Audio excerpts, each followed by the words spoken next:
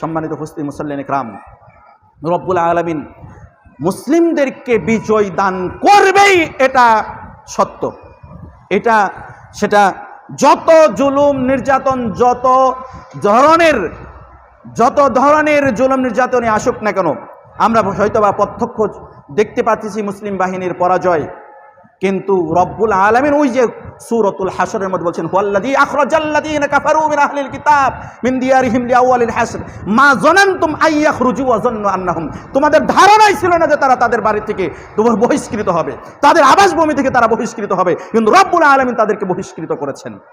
আজকে আমাদের মুসলিম বাহিনীর যে অবস্থা, বিশেষ করে গাজা বাহিনীর যে অবস্থা, গাজার যে নারী শিশু তাদের যে অবস্থা, আমরা হয়তোবা তাদেরকে দেখতেছি তারা পরাজিত হচ্ছে, হয়তো মুসলিম বাহিনী পরাজিত হচ্ছে, কিন্তু আল্লাহ রব্বুল আলামিন তাদেরকে সেই অবস্থা থেকেও বিজয় দান করবেন। ওই ইহুদি বাহিনী পলায়ন করবেই।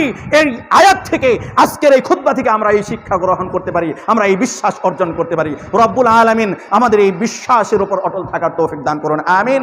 রব্বুল আলামিন ওই কাফের ইহুদি বাহিনীকে ওই মুসলিম বাহিনীর কাছে পরাজিত করুন, আর গাজাবাসীকে, ওই ফিলিস্তিনবাসীকে রব্বুল আলামিন বিজয় দান করুন, আমিন। ওয়া আখিরি দাওয়ানা আনিল হামদুলিল্লাহি রাব্বিল আলামিন।